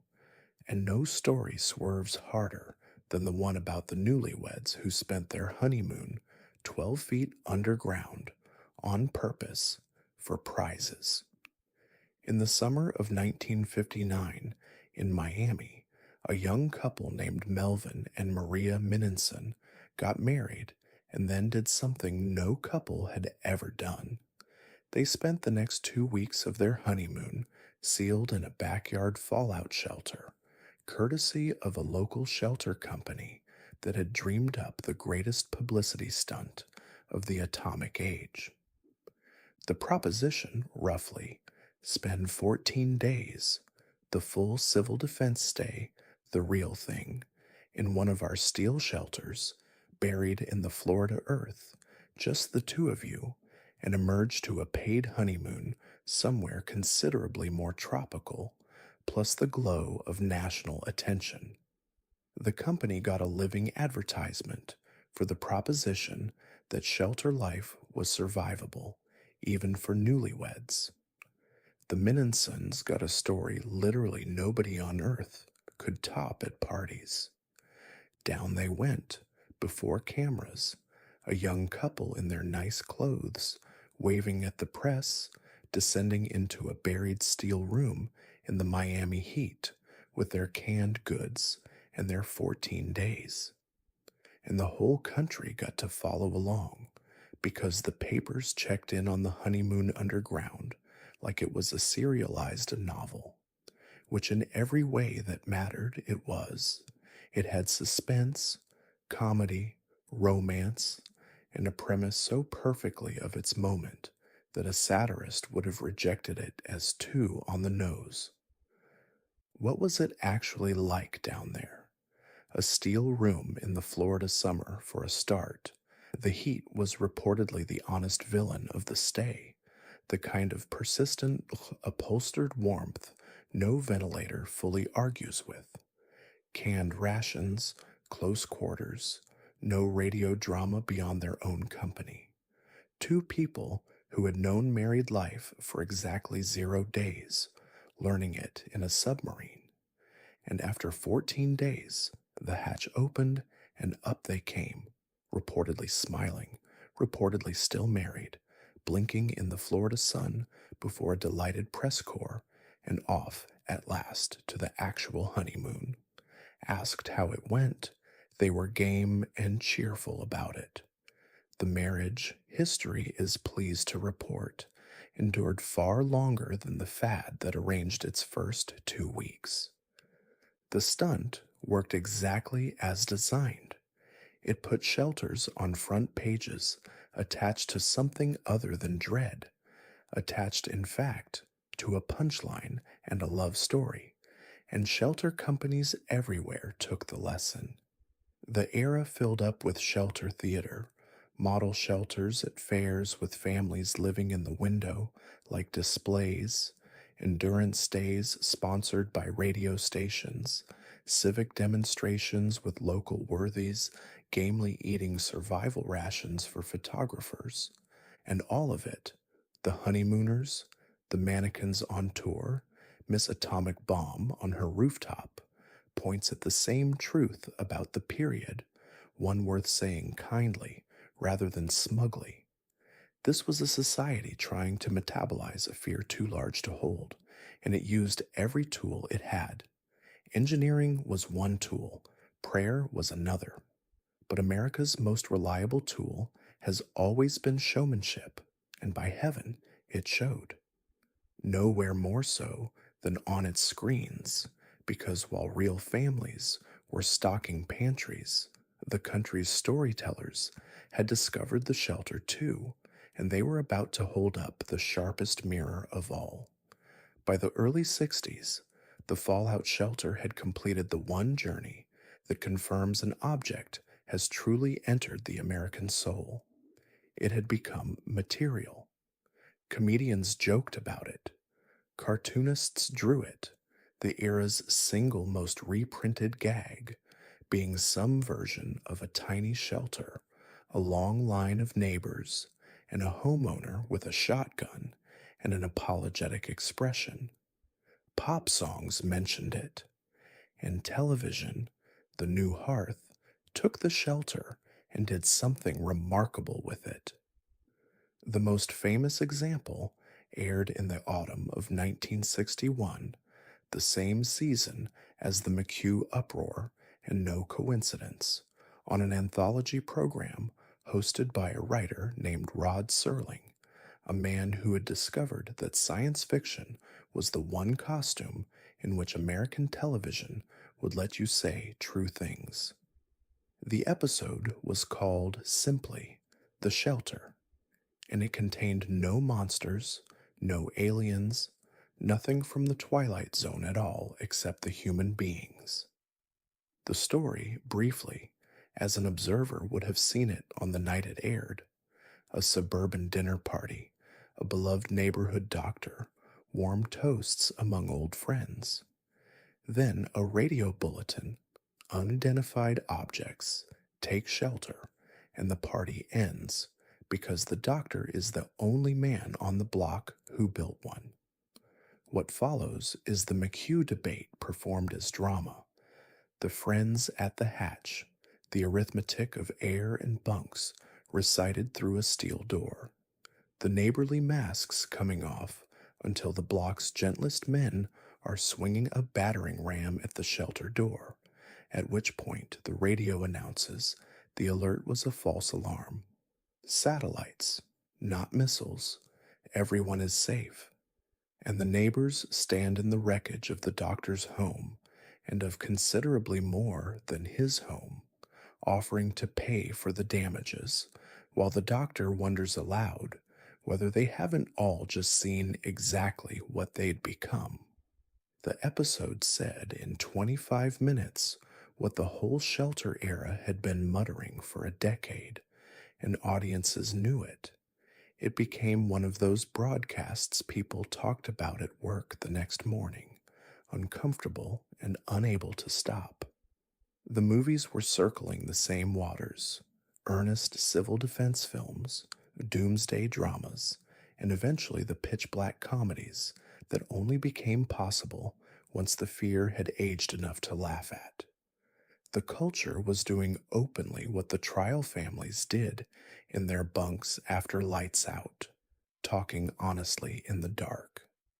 And notice what the storytellers had all independently concluded, because it's the same conclusion our 14 days underground kept reaching. The shelter was never really a story about radiation. Concrete stops radiation.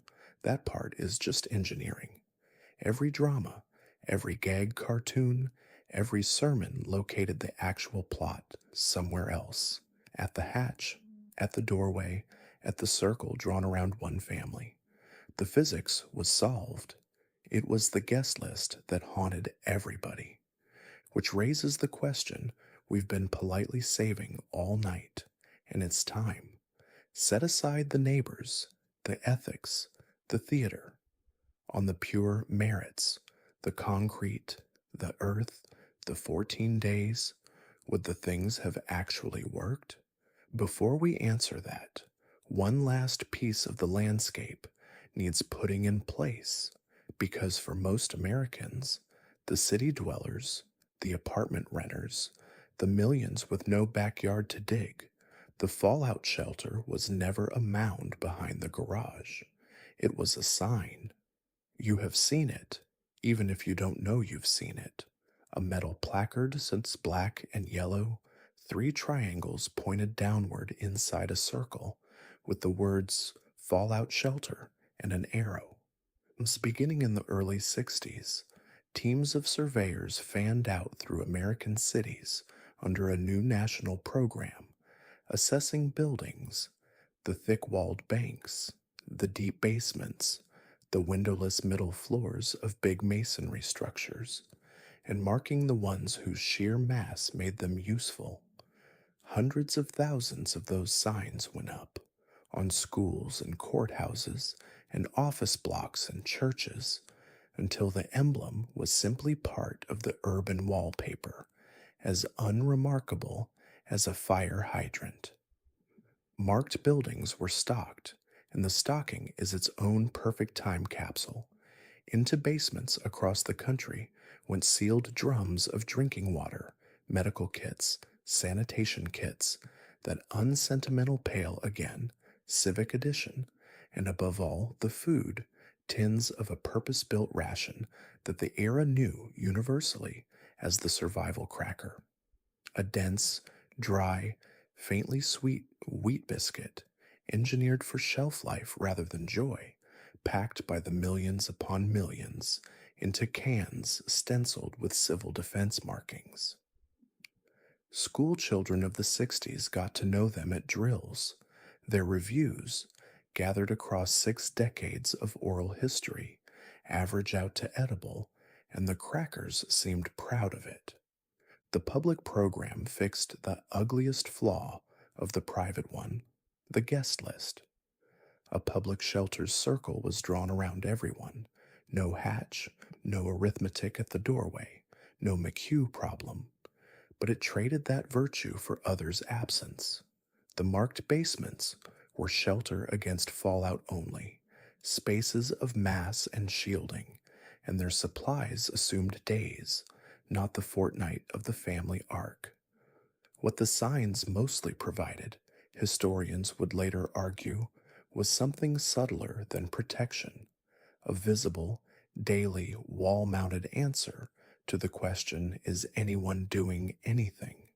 The yellow and black emblem was civic reassurance you could bolt to a wall. And the strangest thing about those signs is what happened to them, which is nothing.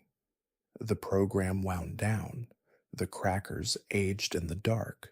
Nobody was assigned to take the emblems off. So they simply stayed through the 70s, the 80s, the end of the Cold War itself, fading on brick walls above parking lots, outliving the fear that installed them. In many American cities, you can find them today, 60-some years on, rusted to sepia, pointing their arrow at a basement door nobody has opened since men wore hats. People walk past them every day, holding coffee, holding phones, and never look up. Next time you're in an old downtown, look up. The atomic age is still posted on the wall, quietly, like a note from a previous tenant.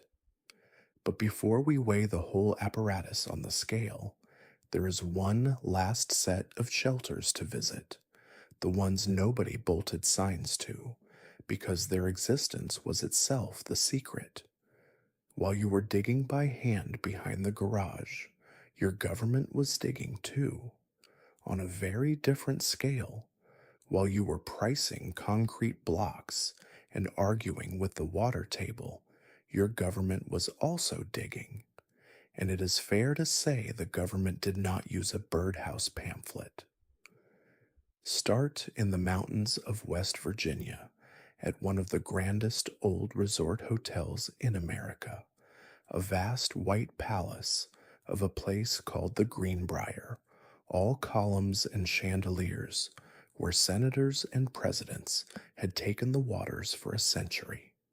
In the late 1950s, the resort announced a new wing, and construction crews spent years on an excavation that seemed to anyone paying attention remarkably ambitious for a hotel addition. Almost no one paid attention. That was rather the point, because buried beneath that new wing, the government had built a shelter for the United States Congress. Not a symbolic one, the entire legislative branch. dormitories with bunks for hundreds, a cafeteria, an infirmary and operating room, decontamination chambers, broadcast facilities so lawmaking could go on the air from underground, and two chambers, one for the House, one for the Senate, waiting in the mountain dark. The blast doors weighed as much as trucks and were hidden in plain sight, one behind nothing more elaborate than a wall covering. In a corridor guests walked daily. The bunker's exhibition hall did double duty hosting ordinary business conferences. Dentists and salesmen gave presentations inside a doomsday facility and never knew. And for decades, a small crew posing as the hotel's television repair contractors quietly maintained it all, rotating the food, testing the systems, keeping the chambers dusted for a session everyone hoped would never be called to order. It stayed secret for over 30 years until a newspaper finally told the story in the early 1990s, at which point the bunker was retired to the strangest afterlife imaginable, guided tours. You can walk through it today, past the great door and the empty bunks, on the same afternoon you take tea upstairs. And the Greenbrier was only one room of the government's basement.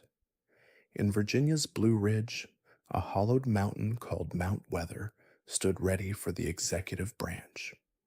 In Pennsylvania, another buried complex waited for the military command.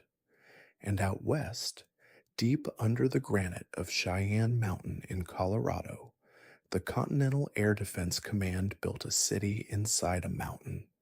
Office buildings resting on colossal steel springs so that the whole facility could sway and survive. A skyscraper's worth of infrastructure floating on shock absorbers under 2,000 feet of rock. The men who worked there commuted every day through a tunnel, past doors built to outlast almost anything, to desks inside a hollowed out piece of the Rocky Mountains. The doctrine behind all of it had a name: continuity of government, and a logic no one disputed out loud. A nation needs someone able to answer the phone on the day after. Fair enough. But notice gently what the mountain vaults confess. Through the very years official pamphlets were assuring your family that a corner of the basement and 14 days of canned goods put survival within reach, the government was quietly building its own arrangements out of granite, steel springs, and hidden doors, engineered to a standard no backyard could touch. The state, planning for itself, revealed what it truly believed the problem required. And it wasn't cinder block. There's the old guest list arithmetic again, scaled all the way up. Your shelter held 5, and the street knew it. The mountain held the government, and the country didn't know it at all. Every shelter of the era, it turns out, from the pipe in the yard to the chambers under the chandeliers, drew its circle and kept its silence. The whole age, top to bottom, was a nesting set of locked rooms, each one hoping never to be needed, each one quietly deciding who was in. So, the backyard mounds, the basement corners, the marked buildings full of crackers, the hollow mountains. The whole apparatus, finally assembled top to bottom. Would it have worked? Here is the honest answer, and honesty was the promise of tonight's title, so let's keep it. It depends, and the ways it depends tell you everything about what the shelter program really was. Start with what the shelters genuinely could do, because it's real and it deserves respect. Against fallout, the drifting, sifting dust that gave the shelter its name, the physics was sound. Radiation dims through mass, and it dims fast through time. That steep decay curve the father recited in the dark to his sleepless child was true. The overwhelming danger comes in the first hours and days, falling away dramatically as the hot ash burns through its own energy, which is why the whole doctrine was built around 2 weeks. A family under 3 feet of packed earth with filtered air and stocked shelves positioned away from where the dust actually lay would have been protected from that specific threat to a very significant degree. This wasn't fantasy. The Nevada tests, the shielding tables, the plaster families in their reinforced basement corners. The engineering was legitimate engineering. But the protection came fenced with conditions, and the conditions were the fine print of the age. A fallout shelter was shelter from fallout, not from blast, not from fire, not from anything within the terrible immediate radius of a detonation itself, and near the center of a strike, no backyard structure meant anything at all. The pamphlets, though read carefully, admitted this. The salesman, speaking quickly, often didn't. Location was destiny. The same shelter meant one thing in a Kansas farm town and quite another 2 miles from a bomber base, and the weapons kept growing. Plans drawn sensibly in 1951 aged badly as kilotons became megatons. A design meant for one scale of threat was being sold, unrevised, into a world that had moved 2 decimal places. Then there were the human conditions. The shelter had to be finished. Many weren't, trailing off after the concrete got expensive. Stocked, surveys found many held sporting goods and paint cans where the water drums belonged. Reachable, useful only if the family was home, together, with warning enough to walk down a ladder. And survivable after 14 days ends, and the doctrine always went quiet about the 15th day, because the 15th day depended on what remained of the world upstairs, and no pamphlet could stock shelves for that. So the truthful verdict lands somewhere unfamiliar, neither triumph nor punchline. The shelters were not the con their harshest critics called them. The physics was real, and in a large, survivable emergency of exactly the type they were designed for, they would have saved lives, possibly a great many. And they were never the guarantee their brochures implied, because they answered one threat among several and needed luck to be granted the right catastrophe. Perhaps the fairest thing history can say is this: the fallout shelter was a real answer to a real fraction of the problem, sold and bought, quite understandably, as an answer to all of it. But there's one more measure of whether something works, and by that measure the verdict is easier. Ask what the shelter was for at 10 o'clock at night for the man standing at his kitchen window doing the math. It was for the helplessness, and against the helplessness, as a place to put the fear, a task for the hands, a mound of earth that said, I did what could be done for the people down the hall. The shelter worked every single day of its life without ever once being used. And we know the shape of the country's own final verdict with unusual confidence, because there came one week, one actual datable week, in October of 1962, when the entire nation believed it was about to find out. On the evening of Monday, October 22nd, 1962, the President of the United States appeared on television, and everything in his manner told the country to sit down before he'd finished a sentence. Picture your household among the tens of millions watching. The set warms up. The young president looks older than his photographs tonight.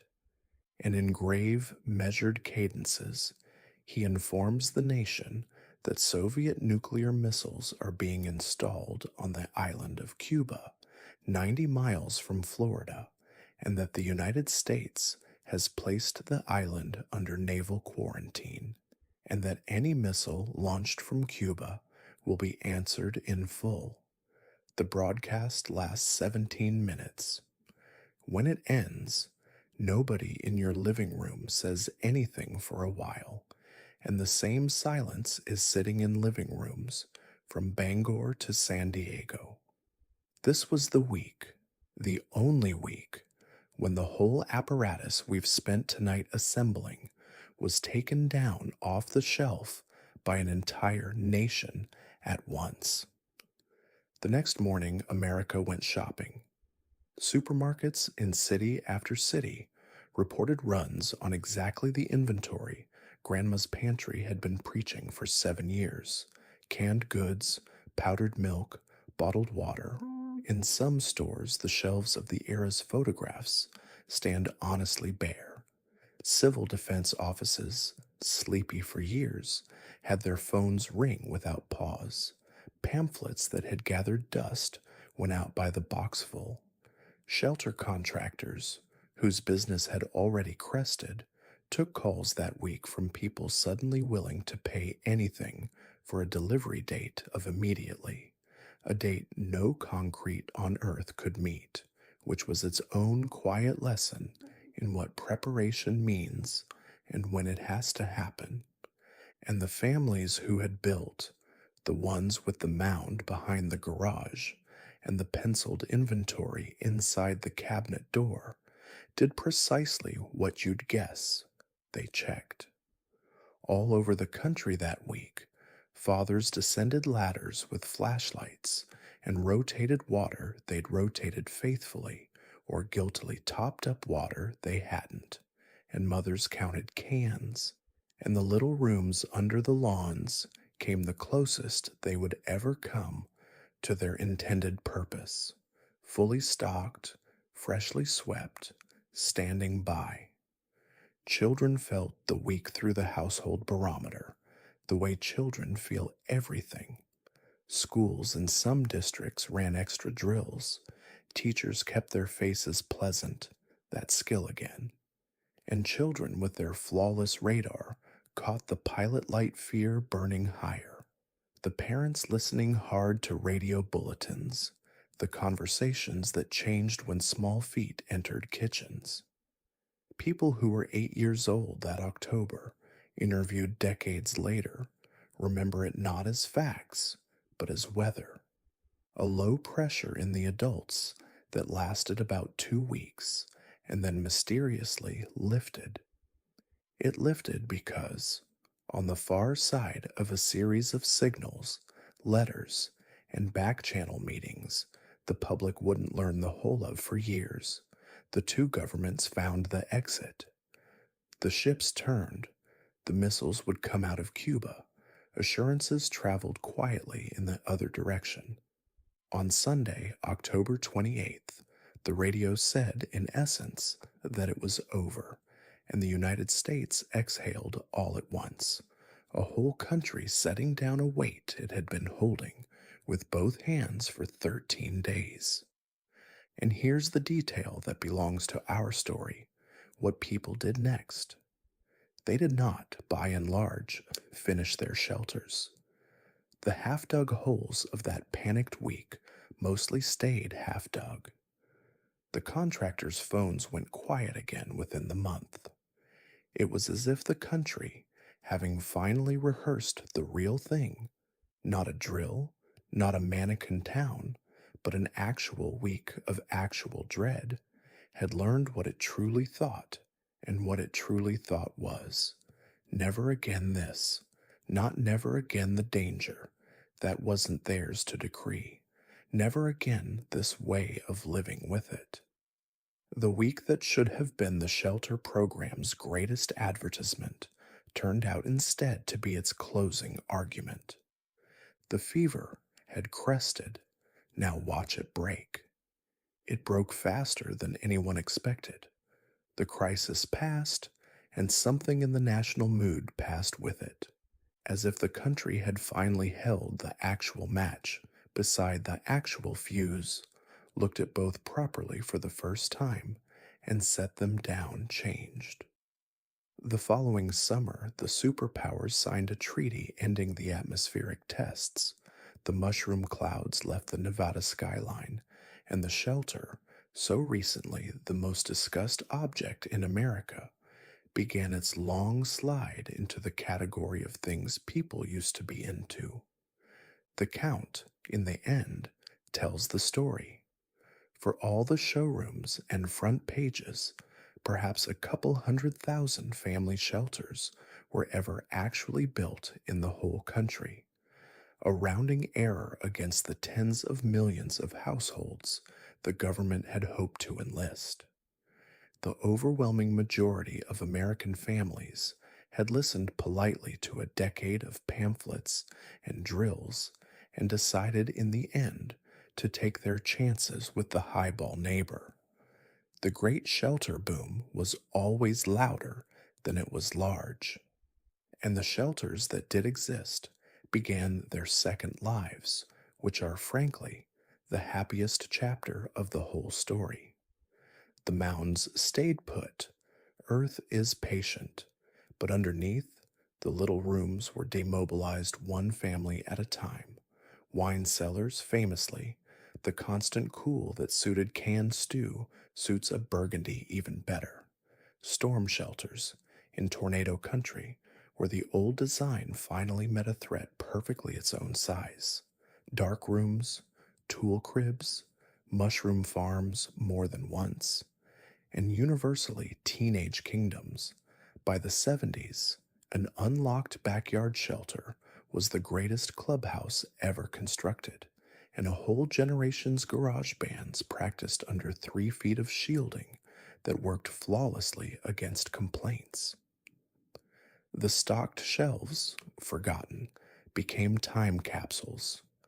To this day, somewhere in America every year, a family buying an old ranch house finds the hatch under the carpet or behind the basement shelving and climbs down a cold ladder with a phone flashlight and meets 1961 standing at attention.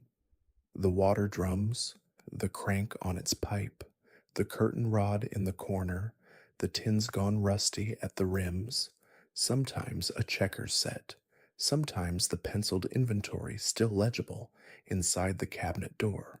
Butterscotch, extra glasses, baby aspirin. The internet fills up with these discoveries, and the comments under them are always the same two feelings fighting. How strange. And a scroll later, how much they must have loved them. That's the true inheritance, and it's worth saying plainly as the lantern burns low. The era got so much wrong. The guest lists, the overpromises, the fear pressed onto children along with their milk money. But climb down any of those rediscovered ladders, and what you actually find, preserved in the cool dark, is none of that. What you find is the evidence of people who looked at the worst thing imaginable and could not stop it and could not outrun it, and so did the only thing left. They built a small, strong room and filled it with water and crackers and butterscotch and put everyone they loved inside their plan. The shelters were never really about the bomb. They were about the people down the hall. They always were. The lantern's out now. The hatch is open, and the night air is coming down the ladder, smelling of cut grass and rain and distance. All those little sealed letters from the surface, delivered at last. If tonight's journey underground helped you drift, come back. There's a new voyage into the past waiting whenever you need one, and the subscribe button makes sure it finds you. And if sleep is still circling, put on another episode and let it land. Somewhere out there, under a lawn that's changed hands 3 times, A small concrete room is holding its breath in the dark, the crank still on its pipe, the schedule still penciled on the wall, keeping a promise nobody ever had to collect. Let it keep watch tonight. You're off duty. Rest easy. Sleep well. This is drowsy history.